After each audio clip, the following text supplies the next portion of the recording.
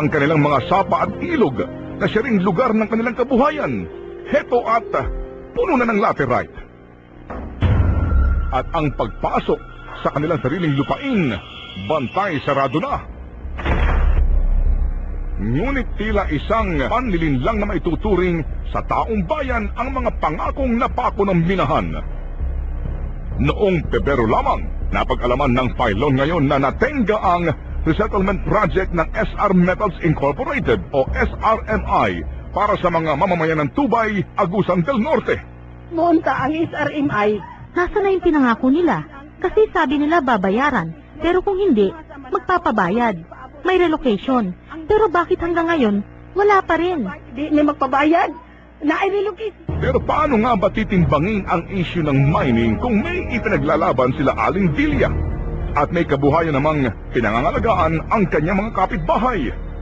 Malaking tulong sa amin. Gawa na nga yung nagpagkatrabaho yung mga asawa namin, yung mga kapatid ko, nagtatrabaho din, at mapag-aral talaga namin yung mga anak namin.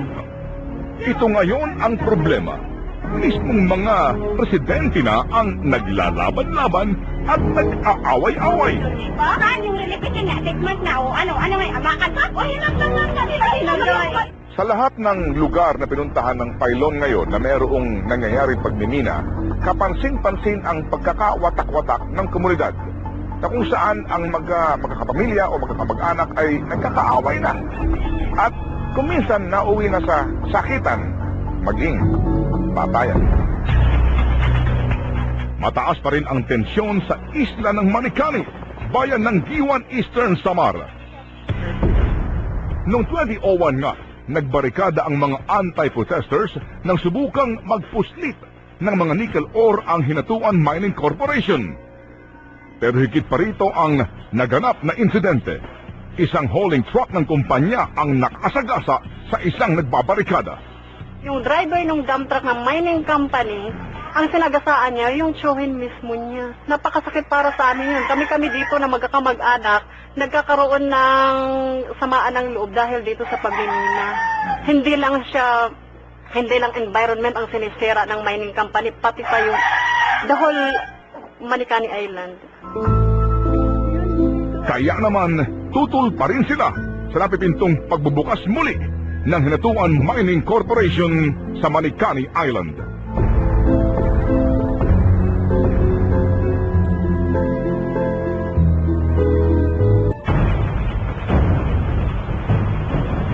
Talagang ito ay nalagay tayo sa mapa na isang pinakamatinding mining incident sa kasaysayan ng pagmimina sa buong mundo. Ang tinutukoy ni Direktor Hasareno ay ang malagim na nangyari noong March 1996. Ang pagragasa ng mine tailings mula sa Tapian Pit ng Marcaper Mining sa Marinduque. Tailings na siyang nakakalasong dumi o basura ng minahan mula sa operasyon nito. Hindi namin ma-imagine yung trahedya. Habang nakikita mong bumubulwak yung tailing, hindi mo malaman kung paano mo pipigilin. Dahil dito, labis namang napinsala ang kabuuan ng Buak River. Tumaas ang putik na kulay kalawang at inabot si Nanay Elisa. Kumali po nagkaroon ng sugat-sugat. O ano nangyari po sa balat niyo, Nay? Ay, kung po, sugat po lahat yan. Lahat mo katawang ko sugat. Ang gati po. Nang ipasuri si Nanay Elisa, lumabas na nagkaroon siya ng tinatawag na arsenical keratosis. Isang sakit yan sa balat. Dahilan yan na na-expose ng pangmatagalan dun sa chemical na arsenic. Nagsisimula yan, pangkaraniwan, akala mo yung ordinaryong sakit sa balat. Pero matagal. 16 na taon makalipas ang trahedya. Muling sinuri ng Mines and Geosciences Bureau ang Buak River. Ngayon, 1 meter from itong yung riverbed, nandun sa ilalim yung tailings, nandun pa rin. For the entire stretch yan. Mahina po ang 1 bilyong piso po dito para ma-rehabilitate po ito completely. Gaya ni Aling Elisa, naapektuhan rin ng arsenic ang katawan ni Wilson Manuba. Pero, nakuha niya ito hindi sa Buak River kundi sa Calancan Bay, kung saan siya madalas nangingisda. Nagtambak din kasi ng tailings sa Calancan Bay ang Marcaper Mining, hanggang sa nabuo ang ngayon tinatawag nilang Calangcan Causeway na 8 kilometro ang haba. Nasugatan po ako sa paa na tinik po. Pagkatapos po ako yung nagpunta ng dagat. Ngayon po doon ako natungtong sa... Tailing sa minahan ng Marcaper ba ito? Opo. O, ano nangyari? Lumaki po siya. Hindi po gumagaling.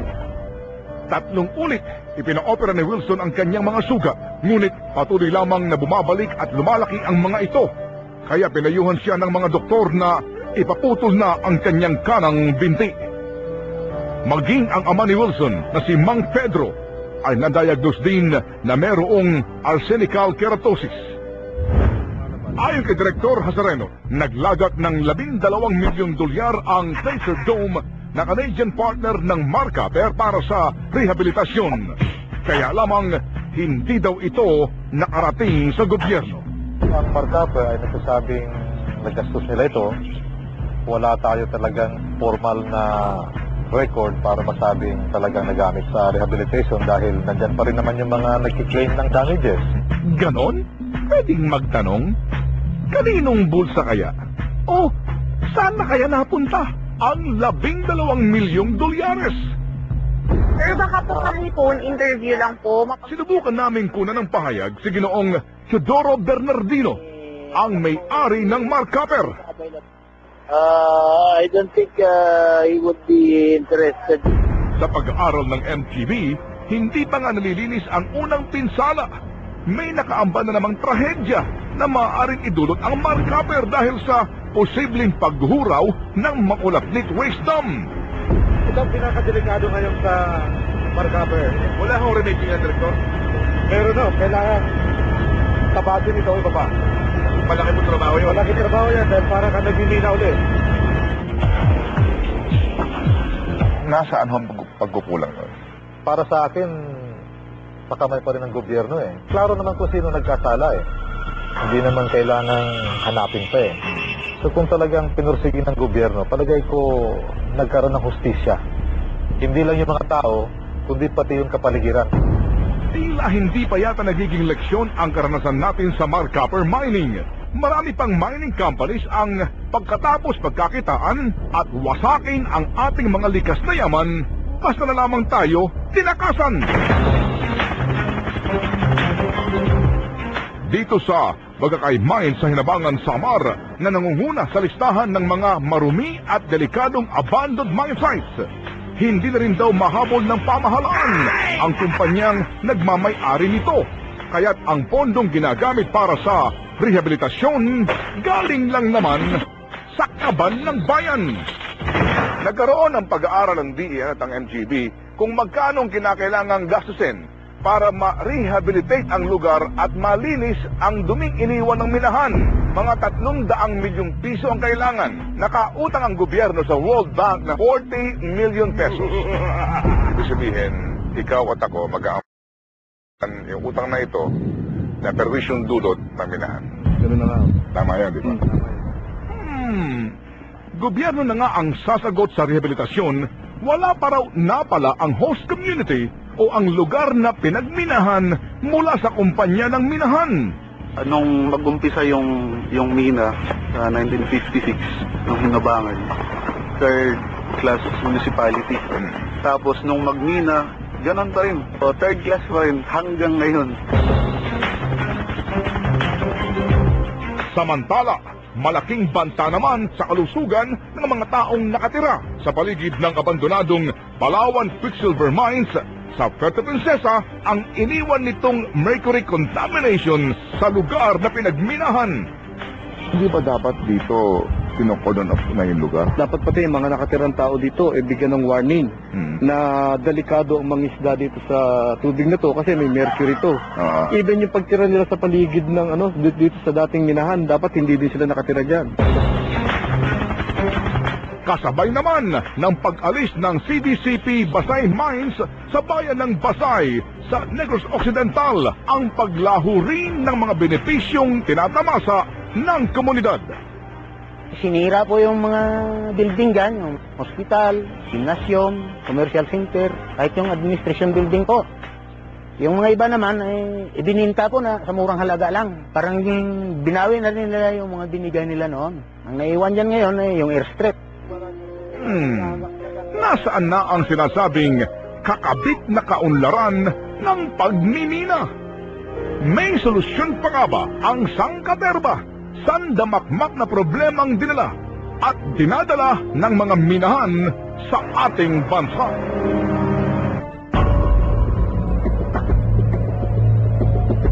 Kung gaano nga raw karami ang minahan sa Pilipinas, mas marami pa ang bilang ng mga problemang dulot ng mga ito. Ayon sa MGB, sa 33 large-scale mining operation sa buong kapuluan, may katapat kaagad itong 97 mga kaso. Bakit may mga mining company malalaki na kinakailangan pa silang sabihan, sulatan, o idemanda pag umaksyon sa perwisyong ibinibigay sa kalikasan? Hindi natin kasi ma-claim na lahat na nag-ooperate na yan ay talagang responsible. Meron talagang mga delinquents. Yan yung ating hinahabol. Isa rito ang laban sa Benguet Corporation. Isa si Benjamin Philip Romualdez sa mga may-ari ng naturang korporasyon na siya ring kasalukuyang pinuno ng Philippine Chamber of Mines. Talaga daw perwisyo ang hatid sa mga residente ng Santa Cruz Nickel Project ng Benguet Corporation sa Zambales. Natabunan po ng putik ang agrikultura ng buong Santa Cruz. Ang mga umaani ng 100 kaban sa ngayon ay nasa 60 kaban na lang ang naaani nila. Pangalawa po ay ang mga mangingisda. Pag umulan po, ang dagat namin ay malapot na. Kulay nikil na po ang dagat. Ang naglalakihang truck naman na meron dalang nickel ore, hayon at parot pa rito. Hindi makontrol ang ibinubungang alikabok. Gaano kabigat makabangga ang mga dambuhalang mining companies?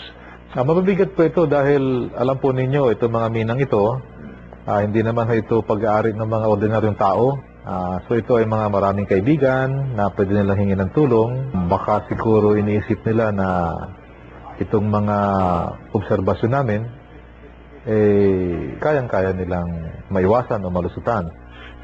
Sa kabilang banda, hindi lang daw dapat na ibunton sa mga ahensya ng pamahalaan ang lahat ng sisi sa malalang kalagayan ng mining industry dito sa bansa. Kailangan natin ng isang mas makatao at makabayang patakaran sa pagmimina. Binubuo ngayon sa Kamara ang People's Mining Bill. Inaasahan na sa batas na ito, magkakaroon na ng industriyang tunay raw na mangangalaga sa likas yaman at binibigyang prioridad ang kapakanan ng ating bansa. Pero ang realidad, medyo malubak at malayo pa ang biyahe ng People's Mining Bill. Baka matabunan pa ng laterite. Kaya, mas inaabangan ngayon ng taong bayan ang mining policy na binubuo ng Aquino Administration. Sa exclusive interview ng Pailon ngayon kay Pangulong Noynoy Aquino, sinabi niyang siya'y dismayado sa pagkasira ng ating kalikasan dahil sa pagmimina. Ito ba taga-Lito, sir? Taga-Lito. Kayo ho ba ay nakapunta na ho sa kahit na po lamang ilang minahan, sir, sa Pilipinas? Hindi pa ho tayo nakakapunta sa mining site. Opo. Pero pa naman kailangan natin pagdiskusunan dyan. Makikita mo actually yung coral reef, natatabunan na eh. So, paano na naging okay yan? Maski magturuan sila, nangyayari. Pero may irresponsible miners na hinayaan, gumuho in effect yung bundok, dumiretso sa dagat, pinatay yung kung saan nag-breed. At pag nasira rin coral reef, so sabi sa akin between 5 to 10 years bago ma-rehabilitate. At para sa mga naiinip sa panukalang mining policy, tiniyak muna ng Pangulo na totoong matutugunan ng kanyang administrasyon ang mga problemang kinakaharap ng industriya ng minahan. Yung prinsip, inikot natin sa mga stakeholders. Nihimay lang niya konti pa. Lusuri ng konti bago ipasa sa akin. Hindi ko pa nakikita yung results itong last na ikot sa mga stakeholders. Ngunit parang bantulot pa ang Pangulong Aquino sa pagsabi kung ano ang magiging laman ng kanyang mining policy. Pero napag-alaman ng Pailon ngayon na ang sinasabing mining policy ay isa ng executive order. Sa pinakahuling balangkas ng nasabing EO, Ipinapanukala na magkaroon ng insurance coverage ang mga minahan na siyang sasagot sa pagkasirang idudulot nila sa kalikasan. Mas maliwanag daw din dito ang mga lugar na hindi na dapat pang minahin at kasama na dyan ang Palawan. Iginigiit din ng national government na manatili ang kontrol niya sa mga mining concessions, ngunit kinikilala pa rin nito ang otonomiya ng mga LGUs. At panghuli at siyang sinasabing pinaka-importante at malamang na kontrahin daw ng mga mining companies ay ang pagdagdag ng excise tax mula 2%. Ito'y nakatakdang maging 7%. Sumunod ka naman sa batas. Pwede ka naman kumita, no? Na hindi ka na may meruisyo. Sa ngalan ng patas na pagbabalita, hiningi namin ang panig ng Chamber of Mines kung saan ang Pangulo ay si Ginoong Benjamin Philip Romualdez. Dinaan namin sa sulat. Sa pagtawag at pag-text at maging sa panawagan sa radyo. Kinokontak ko ng interview, para pakinggan natin sila. Pero tumanggi silang humarap sa amin. Wala daw silang mapapala sa mga programa ng inyong lingkod at naniniwala silang sapat na ang mga paliwanag ng kanilang grupo sa iba't ibang mining forums para ipagtanggol ang kanilang posisyon. Kinuha rin namin ang paliwanag ng mga kumpanyang nadawit sa istoryang ito. Sa kanilang padalang liham, nagkakaisa ang Taganito Mining Corporation, Platinum Group Metals Corporation at Shenzhou Mining Group na makakaapekto sa pending case na isinampa ng TRICOM ang kanilang pagharap sa aming kamera. Maaari kasi silang kastiguhin ng hukuman dahil sa usapin ng subjudice. Sa liham naman ng Rio Tuba Nickel Mining Corporation, nanindigan itong hindi na magpapa-interview pagkat noon pa man daw ay naging bias na ang aming istasyon sa kanilang kumpanya. Hanggang sa ngayon ay inihintay pa rin namin ang sagot ng Mark Ventures Development Corporation at ng Oriental Synergy Mining Corporation.